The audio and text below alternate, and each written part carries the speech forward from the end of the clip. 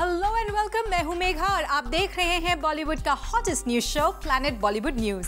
हम एक बार फिर हाजिर हैं बॉलीवुड की latest news and hot gossips लेकर। So let's begin with today's headlines.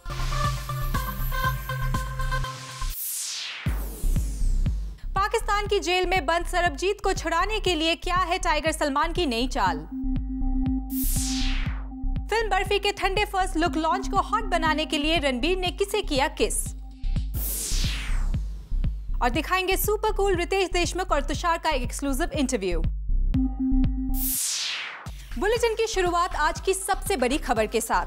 Salman Khan ने अपनी फिल्म एक था टाइगर के रिलीज से पहले शुरू किया है एक नया मिशन पाकिस्तानी जेल में बंद सरबजीत को रिहा कराने का। और आज जूम पर एक्सक्लूसिवली देखिए सलमान ने सरबजीत की सिस्टर दलबीर कौर से किए हैं कौन कौन से वादे।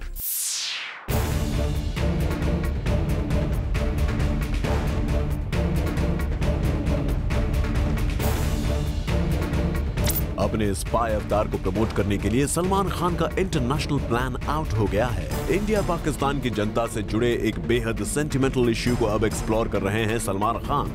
वो मंजीत नहीं, वो सरबजीत है और that is the reason why we are supporting कि एक गलत आदमी फंस गया है। लेकिन अपनी फिल्म जिसमें खुद सलमान एक स्पाई का रोल प्ले कर रहे हैं, उसकी रिलीज के ठीक पहले उठे सलमान खान के इस मूव पर सवालिया निशान लग रहे हैं कि आखिर उन्होंने कई सालों से चला आ रहा सरबजीत की रिहाई का मुद्दा अभी क्यों उठाया। I had done this 2 years ago also.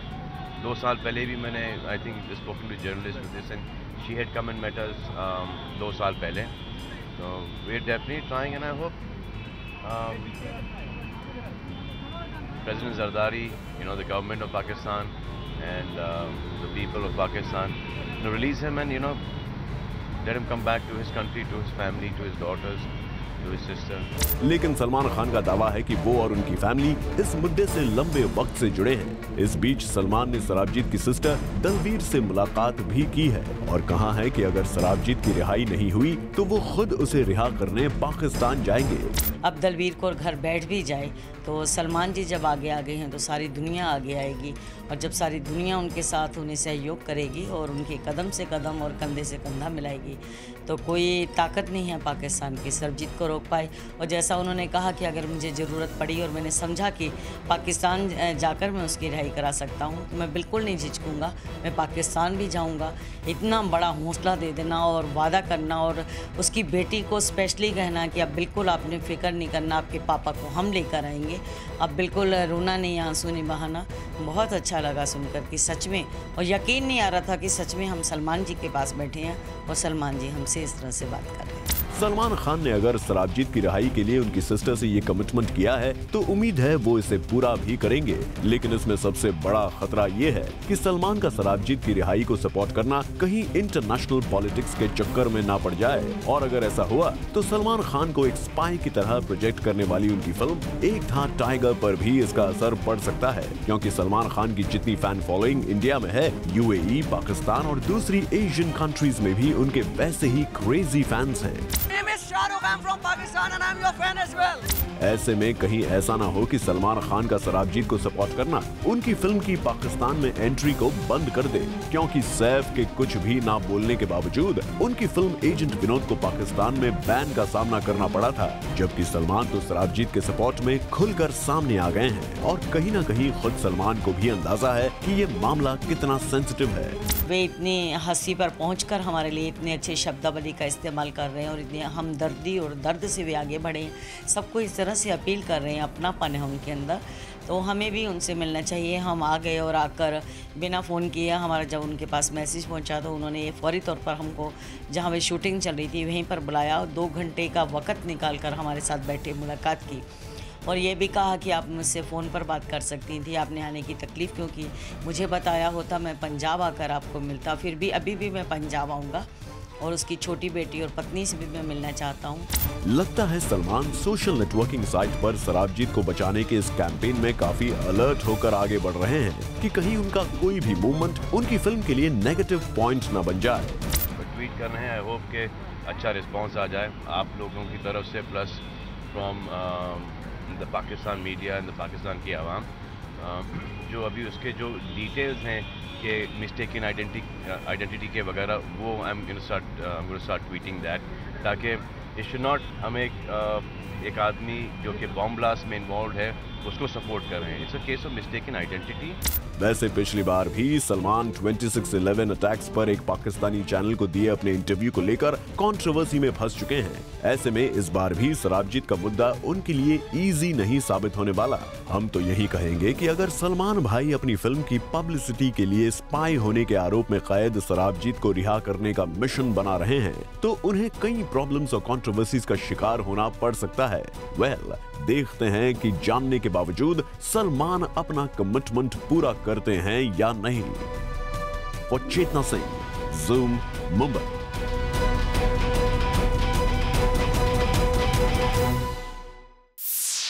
Film Barfi के फर्स्ट लुक लॉन्च पर रणबीर कपूर ने पब्लिकली अपने एक फ्रेंड को किया किस। कौन है वो रणबीर का खास दोस्त? Find out in our next story. Youngistan के फैंस, यंगिस्तान के सबसे फेवरेट कपूर ने की एक गुस्ताखी। रणबीर कपूर की न जाने कितनी फैंस जरूर जेलस हो जाएंगी उनका ये किस देखकर, जो उन्होंने किया है अपनी अपकमिंग फिल्म बर्फी के डायरेक्टर को। वेल, इस किस को देखकर अगर आप सच में हो गए हैं थोड़े से शॉक्ड, तो अब जरा सदमे से बाहर आ जाइए, क्योंकि रणबीर यहाँ कोई दोस्ताना दिखाने नहीं आए थे, बल्कि वो तो प्रियंका चोपड़ा और बर्फी की पूरी टीम के साथ आए थे अपनी फिल्म के फर्स्ट लुक लॉन्च पर। ये तो आपको पता ही है कि रणबीर इस फिल्म में निभा रहे हैं एक डेफ एंड म्यूट रोल, और अपने इस फर्स्ट लुक लॉन्च पर भी जब उन्हें अपने रोल के बारे में कुछ कहने को कहा गया, तो पहले तो वो अपने कैरेक्टर से बाहर निकलने के लिए तैयार ही नहीं हुए।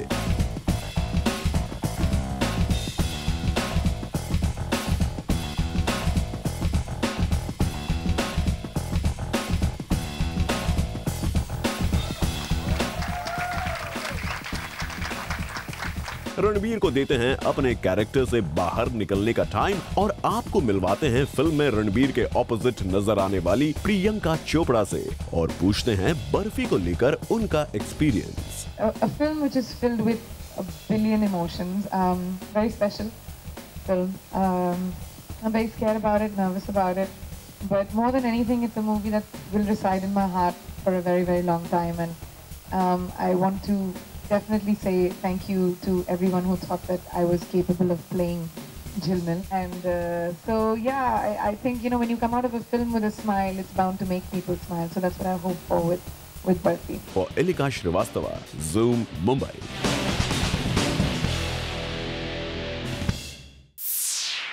एक्टर शर्मन जोशी फरारी की सवारी के सक्सेस को पूरी तरह सेलिब्रेट भी नहीं कर पाए थे कि अपनी एक 4 साल पुरानी फिल्म के लिए उनके पास आ गया है लीगल नोटिस। क्या है ये पूरी खबर? Find out in our next story. It is a slip of tongue, but if he is serious, if we think that we are opportunists, then it's a serious issue. हमने जो notice दिया बड़े दुख के साथ हमें देना पड़ा। हमने अशोक सरोगी जी को रिक्वेस्ट की और वो उन्होंने नोटिस दिया, हाई कोर्ट को हमने बात की है। 3 बैचलर्स के प्रोड्यूसर मनोज रस्तोगी का ये बयान शर्मन के लिए मुश्किल खड़ी कर सकता है। पिछले कुछ दिनों से शर्मन और मनोज के बीच चल रही जुबानी जंग अब कोर्ट पहुंच चुकी है, और आइए अब आपको डिटेल में बताते हैं इस मामले ने इतना तूल क्यों पकड़ लिया है कि बात कोर्ट तक पहुंच गई है। कुछ दिनों पहले शर्मन ने एक न्यूज़पेपर को दिए इंटरव्यू में कहा था, "This smells of sheer opportunism. While I have nothing against the makers of 3 Bachelors, the fact that they have suddenly woken up now bothers me. Ferrari Ki Sawari has created an audience goodwill, and to capitalize on its success in this manner is not right. The audience should not get an impression that this is my recent film." Sharman के इसी statement से पूरी controversy की शुरुआत हुई है। 3 bachelors के producer का कहना है कि शर्मन के ये सारे आरोप बेबुनियाद हैं, और अब वो कोर्ट में ही शर्मन से इन सारे आरोपों पर जवाब लेंगे। और इस सिलसिले में मनोज ने शर्मन को एक लीगल नोटिस भेजा है, जिसकी कॉपी जूम के पास मौजूद है। एक आर्टिस्ट सडनली उसकी सक्सेस की वजह से वो चाहे कि बाकी आर्टिस्ट का किया हुआ काम बेकार है, ये तो गलत है, नाजायज है। उन लोगों का हक नहीं है कि अपना काम दर्शकों तक पहुंचाएं। चलिए हम मानते हैं वो बिजी हैं, बड़े आदमी हैं, बिजी हैं, हम उनकी बात की सच्चाई का यकीन करते हैं, तो ना आए, लेकिन कम से कम फिल्म के बारे में नेगेटिव तो ना बोलें। वेल, थ्री बैचलर्स के प्रोड्यूसर मनोज ने अब काफी कड़े तेवर अपना लिए हैं और शायद यही वजह है कि जब जूम ने एक्सक्लूसिवली इस लीगल इशू पर शर्मन की साइड जानने की कोशिश की तो शर्मन के तेवर पहले से कुछ नरम नजर आए। Three Bachelors is releasing on 6th of July and it's my film. I have no problems with the film. People should go and watch it. Regarding the print interview, the question was framed in a particular way and my answer was also framed in a particular way. So I don't want to clarify on that. All I can say is that I worked in this film and people should go watch it. Well, Sharman आखिरकार अब accept कर रहे हैं कि three bachelors उन्हीं की film है और उनके फैंस को ये फिल्म जरूर देखनी चाहिए। वैसे इसमें कोई भी शक नहीं है कि थ्री बैचलर्स के प्रोड्यूसर फरारी की सवारी की सक्सेस को एनकैश करने के लिए अपनी 4 साल से अटकी हुई फिल्म को अब ऑडियंस तक पहुंचाना चाहते हैं। लेकिन सवाल ये है कि शर्मन और बाकी एक्टर्स अपनी पुरानी फिल्मों से वास्ता रखने में क्यों हिचकिचाते हैं। फॉर इलाका श्रीवास्तवा, जूम, मुंबई। राजेश खन्ना के फैंस के लिए है एक अच्छी खबर। जूम को एक्सक्लूसिव जानकारी मिली है कि कब तक राजेश खन्ना हॉस्पिटल से डिस्चार्ज हो सकते हैं और क्या है उनके हेल्थ की latest update. Have a look. Rajesh Khanna के फैंस के लिए है एक अच्छी खबर। जूम के एक्सक्लूसिव सोर्सेज का कहना है कि फाइनली 4 जुलाई को राजेश खन्ना हॉस्पिटल से डिस्चार्ज हो जाएंगे। कुछ दिनों पहले ही तबीयत ज्यादा खराब हो जाने की वजह से राजेश जी को लीलावती हॉस्पिटल में एडमिट करवाया गया था और राजेश खन्ना के son in law Akshay Kumar personally Rajesh ji की तबीयत की पूरी खबर रख रहे हैं। और रिसेंटली जब राजेश खन्ना के सीरियस होने की खबर भी आई तो खुद अक्षय राजेश खन्ना को मीडिया के सामने लेकर आए थे। You're wrong. I mean, say the information what you got is absolutely wrong. वैसे अक्षय राजेश खन्ना की हेल्थ का ही नहीं उनकी सिक्योरिटी का पूरा ख्याल रख रहे हैं। अक्षय ने स्पेशली राजेश खन्ना की सिक्योरिटी के लिए हॉस्पिटल के 11th फ्लोर पर 19 गार्ड्स को हायर किया हुआ है जो पूरे दिन राजेश जी से मिलने आने वाले लोगों की फुल डिटेल्स रखते हैं। वेल, अक्षय के इस केयरिंग बिहेवियर को देखकर एक बात तो कहनी होगी, सन इन लॉ हो तो ऐसा। वैसे ये सबसे अच्छी खबर तो राजेश खन्ना के फैंस के लिए है जो पिछले कुछ दिनों से उनकी सलामती के लिए दुआ कर रहे थे। For Hardik Tanna, zoom, Mumbai. राज 3 के सेट्स पर बिपाशा बासु अकेली पड़ गई हैं। बिपाशा से यहाँ कोई बात नहीं कर रहा। क्या है इसकी वजह? Full details in our next story. Raaz 3 के सेट्स पर बिपाशा हो गई हैं अकेली। बिपाशा के साथ यहाँ कोई नहीं करना चाहता बात क्योंकि बिब्स के अंदर आ गया है ईगो। जी हाँ, सोर्सेस की माने तो बिपाशा न्यूकमर एक्ट्रेस ईशा गुप्ता से फिल्म के सेट्स पर बात नहीं करती और इसके पीछे इनकी कोई कैट फाइट या पर्सनल प्रॉब्लम्स नहीं, बल्कि बिपाशा का बढ़ता ईगो है।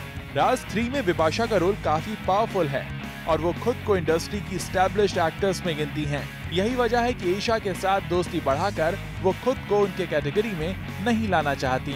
शायद इसीलिए बिपाशा फिल्म के दौरान अपने शॉट्स के बाद ईशा गुप्ता से बात करने की बजाय अपने वैनिटी वैन की तरफ निकल जाती हैं। मगर ऑब्वियसली जन्नत 2 के कनेक्शन की वजह से इमरान और ईशा काफी कंफर्टेबल हैं एक दूसरे के साथ and would be seen often chatting and hanging around. But Bibbs was hardly ever a part of it. अब शायद बिब्स को आजकल अपना पर्सनल स्पेस ज्यादा पसंद आ रहा है या हमेशा सबके साथ फ्रेंडली रहने वाली बिपाशा केवल अपनी सीनियरिटी दिखाने के लिए अचानक बदल गई हैं। For Rudrani Chattoraj, Zoom, Mumbai.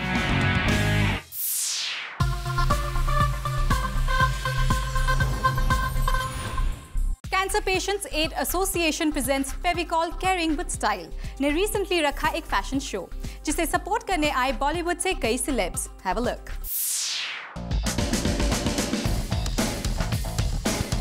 जब भी कोई सोशल कॉज की बात आती है, बॉलीवुड सेलिब्रिटीज सपोर्ट करने जरूर आते हैं। इस बार भी कुछ ऐसा ही हुआ। Cancer Patients Aid Association presents Fevicol Caring with Style at Hotel The Lalit saw 101 achievers from various walks of life supporting the cause of cancer and walking the ramp for eminent designers Shaina NC and Manish Malhotra. As we all know that CPAA is known for looking after cancer patients. इस बार भी इनके इस initiative के जरिए CPAA presents Fevicol Caring with Style ने बहुत awareness create की है and by bringing people from various walks of life together they have managed to bring this cause in the limelight. इस सोशल कॉज को support करने का initiative लिया designers Manish Malhotra और शायना एनसी ने, जिसे सपोर्ट करने आए यहाँ कई सारे celebrities including Priyanka Chopra who also walk the ramp for Manish. In all ये शो रहा काफी successful as 101 achievers participated in this event. जैसे ही शायना एनसी का शो खत्म हुआ तो हमने उनसे बैक स्टेज मिलकर उनसे बातें भी की। I've been designing for almost 22 years now, and I feel that you go to so many fashion shows and you see anorexic models, nothing that you can associate with. When you come to see Caring with Style, Fevicol Caring with Style, one goes home feeling happy because you can identify with the real people on ramp. And today I'd say with a lot of pride, 15 years down, we have 101 achievers from different walks of life. Not just Shaina, we also met Manish Malhotra, जिन्होंने CPAA और अपने collection के बारे में हमें बताया। A show like this for the CPAA is more about a cause, and the clothes are just there to speak about the cause. There are a lot of work that we saw today is from Kashmir, all my Kashmir work that we are doing, and so I just felt very good doing it, and I'm so happy that so many different kinds of people wore it. All the model fraternity was here to support me today, and I'm thankful to every single person who walked for me tonight. और बॉलीवुड के इस immense support से complete हुआ Fevicol caring with style का ये charitable event. Bureau report, zoom, Mumbai. Well, with this it's a wrap. Planet Bollywood News में कल हम फिर लौटेंगे लेकर बॉलीवुड की और भी latest news and gossips. Till then, keep watching Zoom, India's #1 Bollywood channel.